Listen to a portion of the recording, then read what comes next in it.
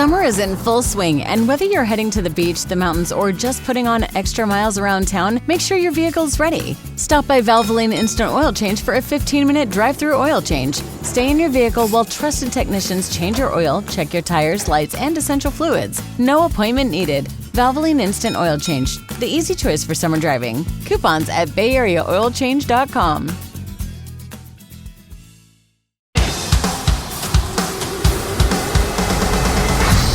Brews and Banter. Hi, Frank. Hey, man. How are you? Doing great. I'm excited for today's guest. I'm going to let Devin introduce himself, give us a little background, and we'll start from there. Yeah. Yeah. Go ahead, Devin. Yep. Thank you for having me on. I know you said we'll start with the military background, so I actually just got done doing 10 years.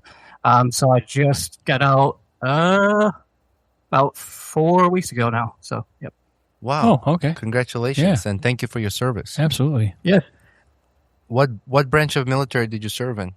So I was in the Army. Army. Wait, so you grew that beard in less than 4 weeks? So I had about 60 days off. So I had about So I had 2 months off from my leave that accumulated over 10 years. So I guess this is progress of over 4 months. Yeah. Okay, good. I was like, boy, that's impressive. Have you been to overseas tours? Yeah. So I've been to Korea, I've been to Kuwait, and then I've also been to Germany. Oh, Germany's got to be. That's our bucket list for the beer fest. That's why we're drinking beer. Cheers. Yeah. Yeah. So, Devin, give us a little background of what it was like serving in the Army, what your job was, and what inspired you to write your book, and give us an introduction into your book.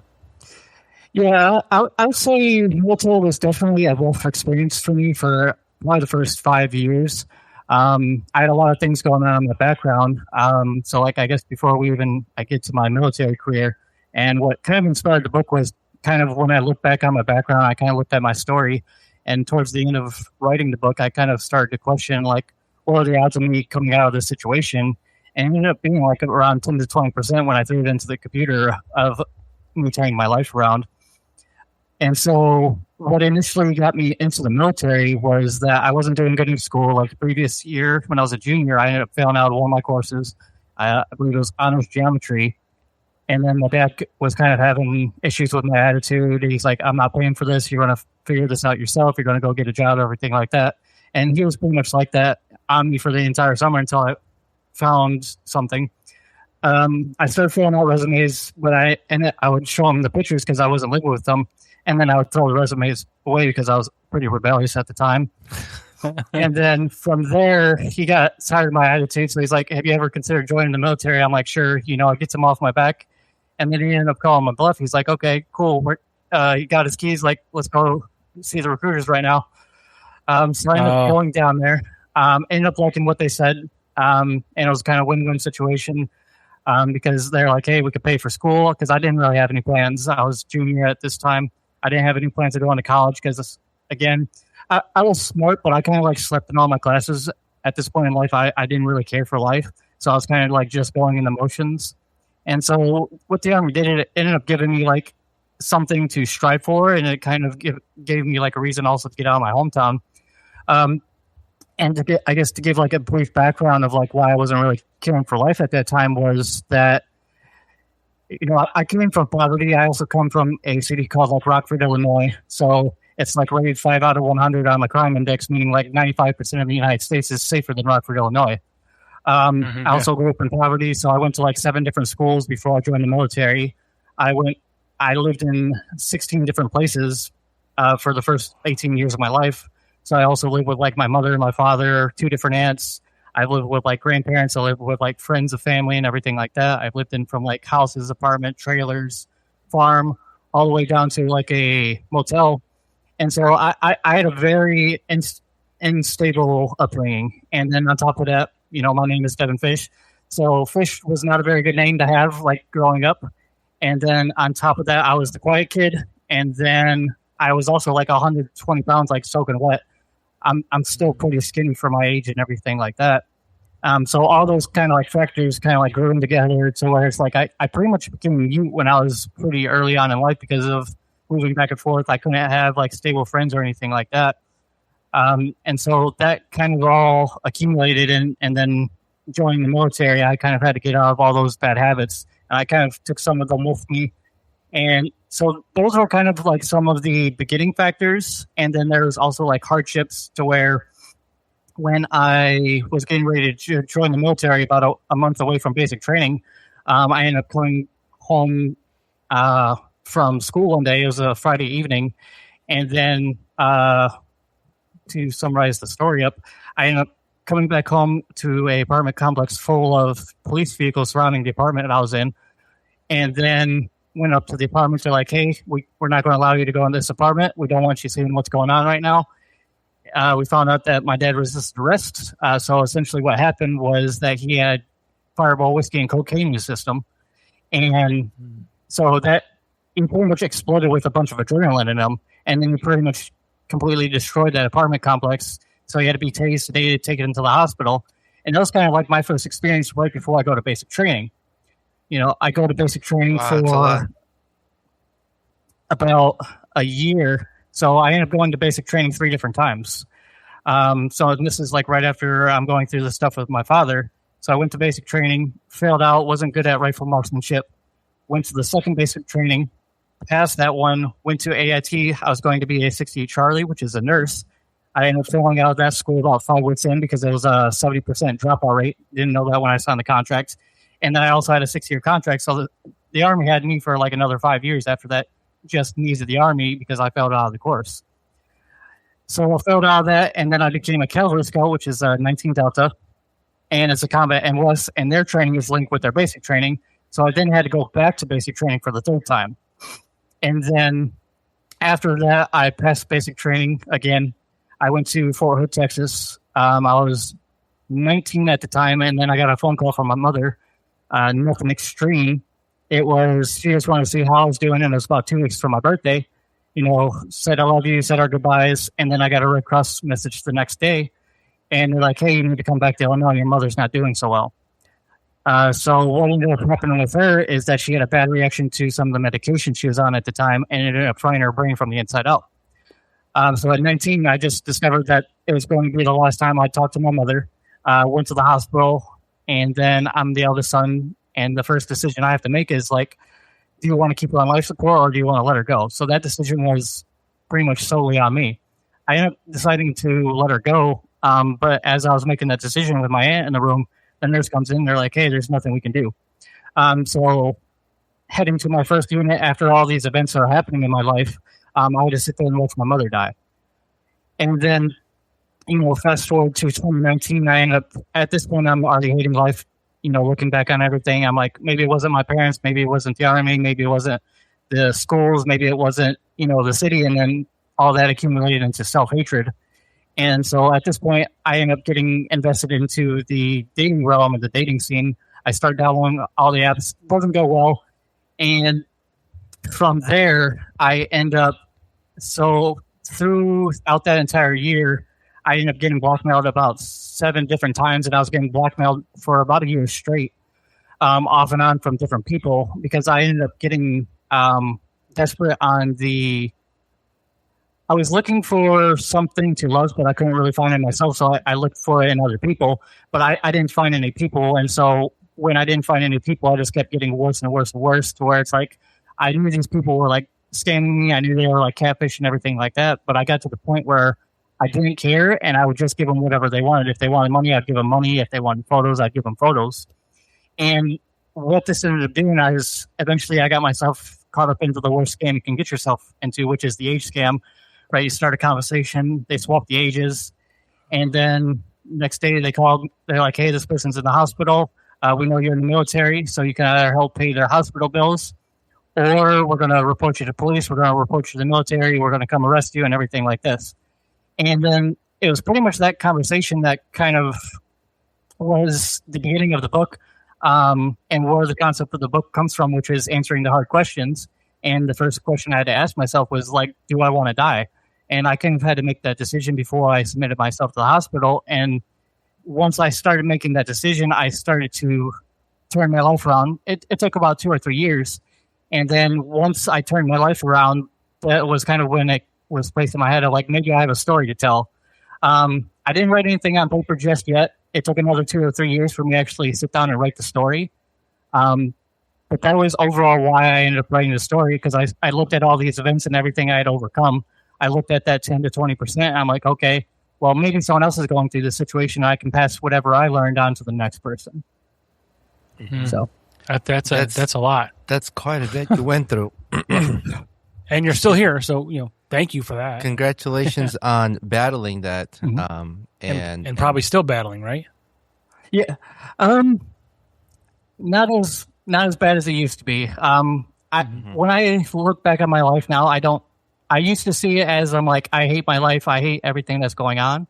Now I kind of look at it it's like, okay, all these things happen. Now I can help someone else. So now I look at them as more as positive experiences rather than, suffering when I was actually going through it. So I don't, occasionally I think about, if I do think about it, it's more of like, how can I use this to help someone else rather than looking at it as like, oh, suicidal, or looking at the self-hatred, looking at it from different angles. So it's completely different of how I look at it now. Sure. It's like you endured that sacrifice to then help others. Mm-hmm. You weren't selfish. You came out of it and you said, my suffering and what I went through could be a help to someone who's dealing with that. So that's very brave. Yeah, that's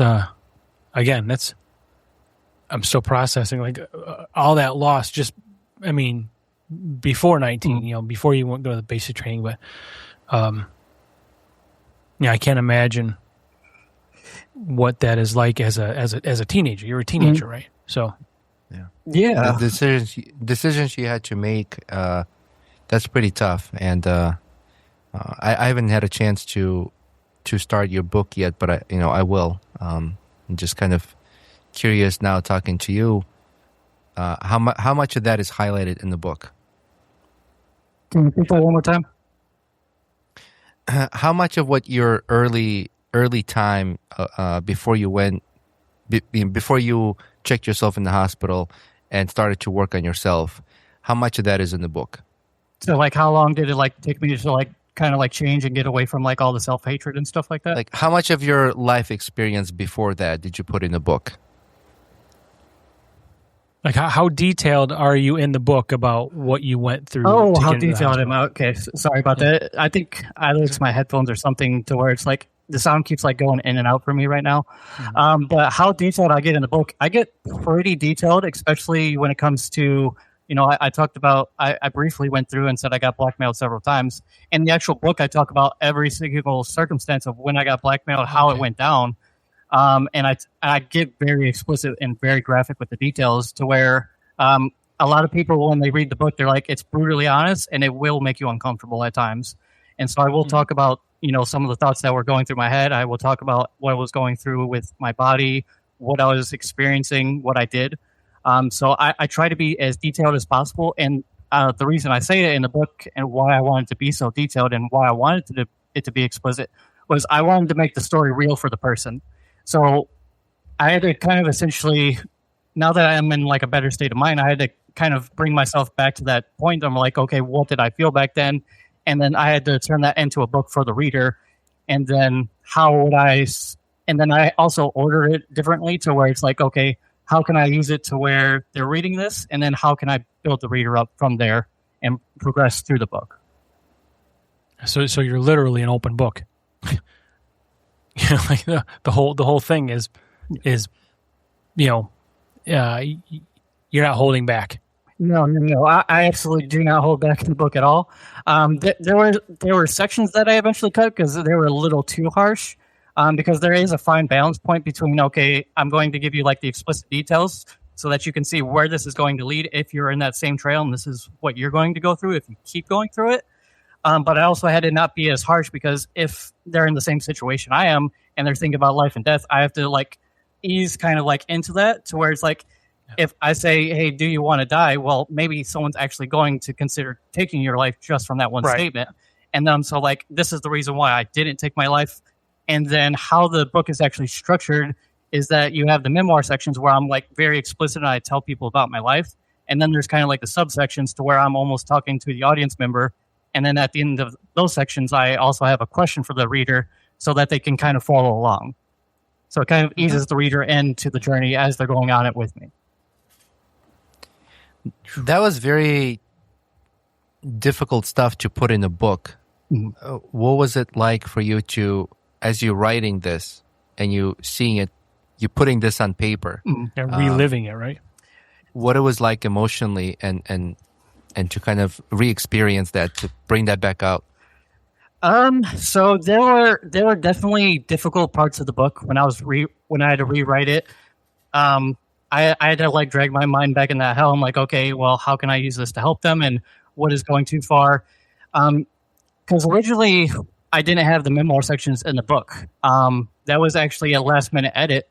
So before I locked the manuscript in, I gave it to the chief editor. He reviews it, and he's like, hey, these are the good things about it. These are the bad things about it. He's like, you wrote a self-help book, but you didn't include your story. You didn't give them a reason to want to get help from you or to like take your advice. And so I ended up adding those after the book was written. And so what I was kind of doing on my own was I would, anytime I kind of like had a thought, I would write it down. And that was part of the book that was called like Answering the Hard Questions, to where I was making these subsections. And then I added the story to the end. And then once I kind of accumulated like 100 ideas or so, I started reorganizing them. And I'm like, okay, do I want this in chapter 1, 2, 3, 4, or 5? And then go from there. And then I suppose some of the difficult parts about the memoir was very easy to write because I had so much to actually write down and based on all these experiences. The hard part was, I guess, how much I wanted to tell the reader. And I decided to go all the way. Like when I go into describing the blackmail, that's why I give them like each circumstance. I'm like, okay. And that took me probably about a year to get down on paper because I went back and forth about like, do I want to tell these people these amount of details and give, fuel to the fire if like someone wants to come after me, especially about like the dating scam. And then I also talked about like one of them before that. And so I'm like, how much fuel to the fire do I want to give them? And I'm like, I think I need to give it all just in case someone else is going in the exact same situation and give them a reason and give them like their hope back to them. Mm-hmm. Right, because that's what they would face. That would be the similar experience that they would come across in order to relate to the information in the book, and maybe that being helpful because how related that is. So that, I mean, I can't imagine it because I've never been in that situation. But I would at least imagine that someone who's going through a hard time and comes across this book and it helps them out, what you did could help, even if it helped one person. I always say that if I could do something that helps at least one person, I'm happy with it. Yeah, I wish you'd do something just to help me at all. I don't care about you, so. See? No, that's how it works here, right? But yeah, so it's so you've got the book. It's detailed, right? It's how long has it been out? How when was this published? Let's see. I published it on March 31st. The book itself has been doing really well. The length of the book, I want to say it's around like 260 pages. It's hard to say because there's a portion to where I left a journal section for the reader so that they could actually write down their answers as they're reading the book. And so there's like 70 pages just for them to where they can do that. I would say it's around like 267 pages though, of going through like all those different stories, all those different circumstances. But yeah. All right. So how, we're here together doing this. How else are you sort of getting the word out about your book for people to, obviously, get to know your story and obtain the material? There have been a couple like other projects I've been doing. One of them is doing this like podcasting. So this is probably, I think, around 15 of the podcasts I've done. So I've been working with like a PR team. So we've also done I've done podcasts with like people in Florida. I did one with people in the UK. There's one in Australia.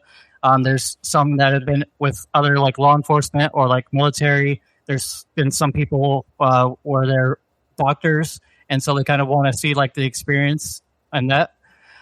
So that's one way I've been spreading it. I've been doing I just got into like YouTube myself like a couple of weeks ago, so that's where so they can kind of see what I'm doing now, post like book, and where I also like recorded like my story to where it, because I gave like a very fast version, but like when I actually sit down and say it, it takes like an hour, almost like 2 hours to actually sit down and tell everything, and that's not if I go into like details and stuff like that. And then I don't do a whole lot of social media right now, just because it's been like mixed. Like sometimes like there'll be some good feedback. Sometimes there's like quote unquote like book influencers to where they kind of like swarm your account with like bots, and I had to shut like a couple accounts down for that. Luckily, I was already experienced with the scamming, so I'll kind of recognize it. I'm like, okay, I got to get away from this. And one of them like added like 100 like bot accounts to my thing. I'm like, okay, I'm shutting this down. And then, so now it's just been kind of like that YouTube and then Facebook and then the podcasting right now. Yeah. Have you had anyone reach out to you and said like, Devin, thank you for writing this book. I read it. It helped me out. Have you had feedbacks like that? Can you share any of the stories? Yeah. So when I'm about a month before I made the book itself, I had about 50 copies. That's what the publishing company did for me. They gave me 50 copies to hand out for samples and stuff like that. But I was also, before I finished the book, I was also doing this for suicidal awareness training for the military. So and that was actually what really inspired me to write the book, was that, and I want to say this was 2024, late 2024, early 2025, I put this, it wasn't a book yet and I hadn't written anything down, but I put it in a PowerPoint to where I kind of gave those initial 3 stories and then kind of ways I got myself out of it. I ended up submitting that for training to do with my coworkers, my fellow career counselors. That's what I later transitioned to. It ended up getting turned around because it wasn't what they were looking for at the time. So I'm like, okay, I want to tell this story. So now I'm going to go write a book. So I ended up making the book. And then right when I was getting ready to lock in the manuscript and publish the book, I re-looked at the PowerPoint. I read the PowerPoint. I brought it to my sergeant major at the time because he wanted me to do some NCO PD training to train the NCOs. And so originally I was like, okay, maybe I'll just do some like easy training or something like that. But I'm like, I ended up redoing the original PowerPoint, sent it to him. I'm like, can I do this? And he's like, sure, I'll let you do it.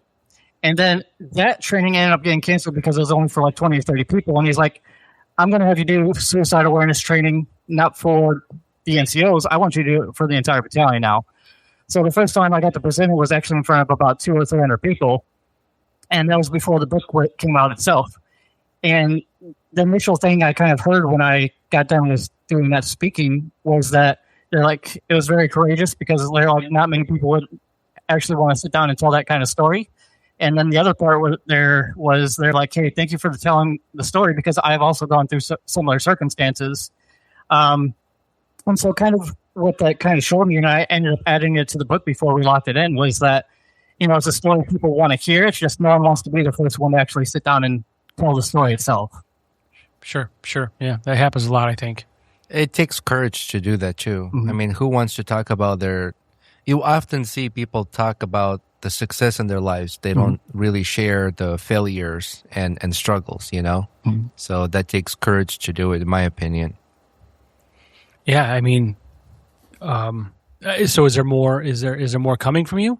So you've got this book. I mean, I know it's early, but is there something else you plan to do? Another book or some other, I mean, even audiobook or some other part 2, phase 2, sequel? Yeah. So when I did the publication, they asked if I wanted to do the audiobook. I'm like, not right away. Let me build up an audience for that before we spend like an extra $6,000-7,000 because that's like how much it takes to like actually record it, get it distributed, and everything like that. So I wanted to make sure there's like a market before I did that. But what I'm doing now, I still write. So I'm about 100 pages into like another book right now, to where it's a continuation of kind of where I left off and where I left the last book. And one of the core themes that I had in the book was that I wasn't a Christian at the time when I wrote this book, but I ended up contemplating the thought of like God specifically and Christianity. And at the end of the book, I ended up opening the Bible again and I refound my faith. And so that's kind of what this next book is going to be. And I have the title, which is Answering the Call, a continuation of faith and questioning, to where it literally continues like right after I wrote this actual book. Yeah. And it's going to be more focused, less on, well, my story's still there and kind of my experience coming back to faith.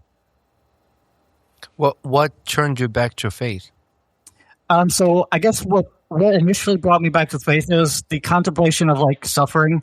And so one of the things early on, I was very anti-religious. I was very anti, atheist or antichrist, depending on how you want to say it. And so I had a lot of hatred for religion and the church upbringing that I was a part of. And that was kind of one of the things that also led to like the self-hatred, because I don't have like any faith or anything like that. I was just kind of going through the motions. And then when I was on deployment in Kuwait, I started learning a little bit more. And one of the things was that I learned that Christians believe that Jesus was God in human form. And when I learned about that, the concept kind of changed in my mind to where it's like, okay, so God came down in human form, suffered, and then died for all of us. And so I'm like, if God will suffer, why should we not? And that kind of gave me a relief to my story previously. And then I have a quote that I wrote in my book that I still like to this day. And it was the one that kind of that completed, me coming back to faith, was that in truth you will find redemption. It's a quote that I wrote down, and, it's very near and dear to me because I found a very similar quote in the Bible, which was John 3:21. It was, for those who do what is true, come to the light so that it can be seen that their deeds came from God. And so I looked at my quote, I looked at that quote, and I'm like, okay, I'm back. And so within, one line, I rekindled my faith with that. That's fantastic. And that was while you were writing a book or afterwards? So this was directly after I wrote the book. So this was so the manuscript was locked in. I just came back from deployment. We were talking about the book right before I got locked in. And then, so I guess during the 6-month publication process, that is when I refound my faith. So the book was finished but not published. Mm-hmm. So in process, or even slightly or shortly thereafter, the book has sort of been an impetus for you to get back into that. Mm-hmm. So maybe sort of reliving and rekindling, what had happened in your past sort of helped you, to where you are now. Yeah, and I guess so. What the second one is going to be, it's going to be like a reevaluation, kind of the first book, and that's like it was like, okay, this is what I got right, this is what I got wrong. This is what I was able to keep when it came to the faith. And then it explores a lot. And then it also, I realize now that I'm writing the second book of like why I ended up finding myself in a blackmail situation is because of my past. It kind of like directly led to it without me knowing. And then so that was one of the things that I liked about this new writing that I'm doing right now. Mm-hmm. Well, it definitely sounds like you're in a better place than you were. I mean, you're obviously on the right path. I think probably this healing process is, in your opinion, is it ever done? Or are you going to have to continue to heal the rest of your life? Or, how does this close for you? So right now I definitely don't have any reason to go away from the faith. I think I'm relatively very strong, because I do find it to be the truth. And that's kind of what I was seeking when I was writing this book, was to continue to seek the truth and figure it out. And that's what eventually led me back to the faith. So like in my opinion, like if I turn away from the faith, I'm also turning away from the first book that I wrote, because that is what I was leading people in. And I kind of had the hidden message in there. I'm like, the person who said he hated religion now wrote faith 100 times in his own book. So I kind of already continued it. So like if I turn away from religion, then I'm also forsaking my first book and my first project. And I don't want to take that hope away from the reader as well.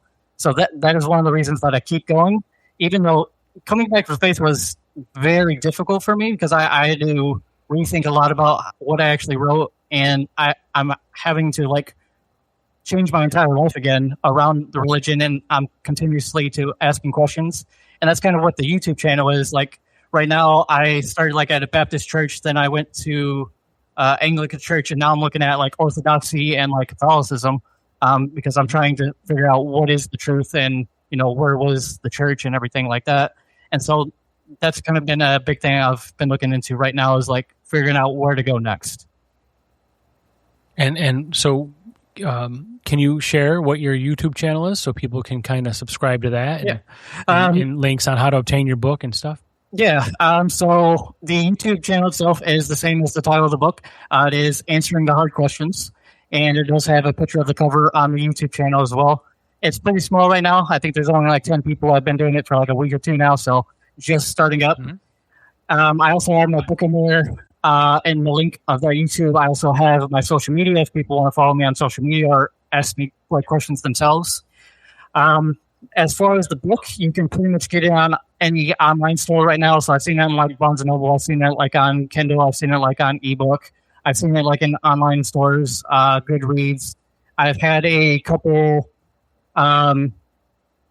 It's received about like 4 different awards now. It's been put into 4 different competitions. So it's been doing pretty well on that front. And now it's just, trying to get people more involved with it and going from there. And so your social media, are you talking about Facebook, Instagram, and is it the same as Answer the Hard Questions? Is it the same username or what do they call those fucking things? Identities, handles, profile name? Yeah, profile name. Let's go with that one. So my Facebook is just my name, so it's just like Devin Fish. I'm pretty easy to find. There's not too many of us out there. And then I've kind of been like sharing my YouTube videos on there for people who want to attend. And then it is a public profile as well, so anyone can go down there. They can like, if they have any questions for me or something like that, they can. By all means, I don't mind answering questions, or talking through some of these situations that I had to go through myself. If someone else finds it themselves in the same circumstance. Facebook is probably the only one I have right now. I had an Instagram, I had a Threads. Those were the 2 that kind of got invaded by the bots. So I closed those ones down, and I don't think I'll go on there for like a little while just in case they remember my name. So right now it's just the Facebook and the YouTube. All right. Got it. And you got an award in 2021 too, correct? Oh, yeah. Yeah, so that is one of kind of the turning points of the book. That's where I kind of officially say that's when my life started turning around, was around 2021 and then 2022. So that was a Retention NCO of the Year award to become a career counselor. So it was a competition. I still think about that award, but it was a division level board. So any like NCO that was a retention NCO that wanted to go compete could compete. So out of like 1,000 people, I was the only one to show up that year. And so I just had to go on that board and pass. I was sweating bullets, but I was pretty much competing with myself at that point, which they liked, because they're like, hey, out of an entire post of soldiers, you were the only one that showed initiative and wanted to go there. Mm-hmm. And I ended up getting my career counselor packet submitted after that. But they also complimented me a couple times. They're like, hey, you got some of the questions the career counselors with the badges didn't get. So they're like, and you don't even know the job yet. So I was like, all right. And that actually helped me turn my life around, because when I got out of the hospital initially, I asked myself another hard question, which was, what would make me happy again? I looked at my 68 Charlie job that I originally wanted to do, which was to be a nurse, because I wanted to help people. Yeah. I wasn't getting it as a cavalry scout, plus with all the other things that were going on in my life at the time. And so I looked at career counselor. Pretty much what they do is that they do the contracts for the soldiers. They do their reenlistments. They do their bonuses. They help them PCS if they want a PCS. They also help them reclass and get into other jobs in the Army if they want to get into other jobs. And so they're helping soldiers every day throughout their entire Army career. And so I'm like, I could do that.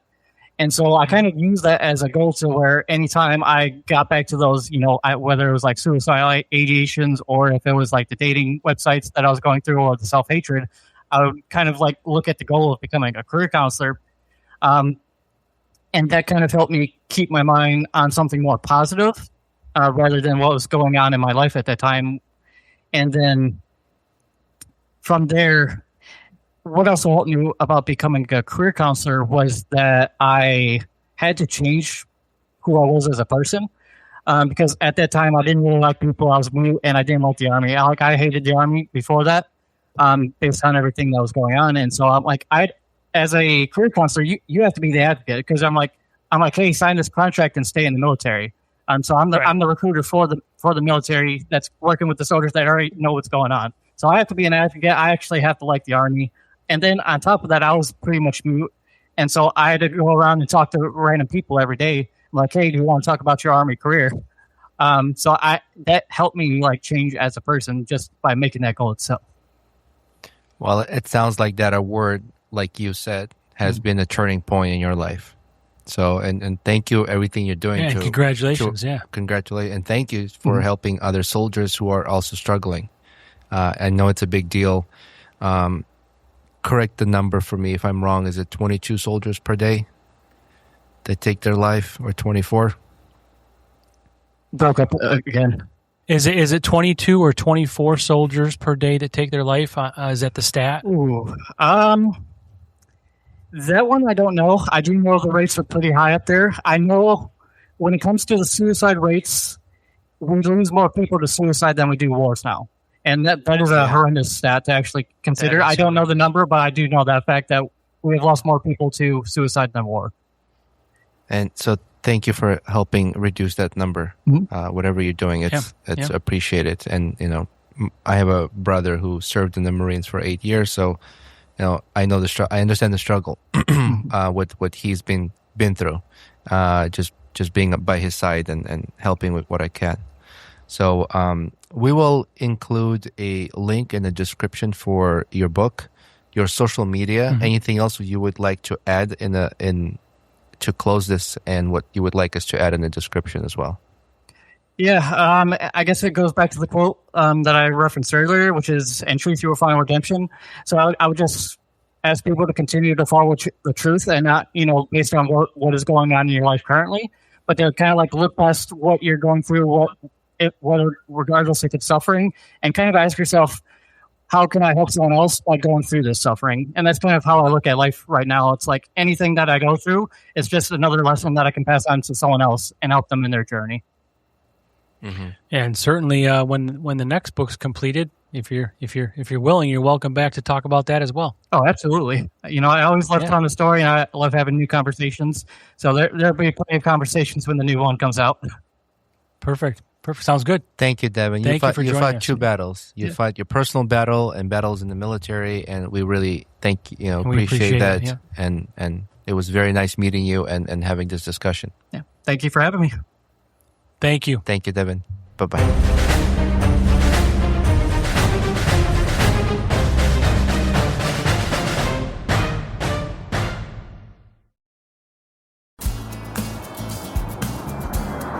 Summer is in full swing, and whether you're heading to the beach, the mountains, or just putting on extra miles around town, make sure your vehicle's ready. Stop by Valvoline Instant Oil Change for a 15-minute drive-through oil change. Stay in your vehicle while trusted technicians change your oil, check your tires, lights, and essential fluids. No appointment needed. Valvoline Instant Oil Change, the easy choice for summer driving. Coupons at BayAreaOilChange.com.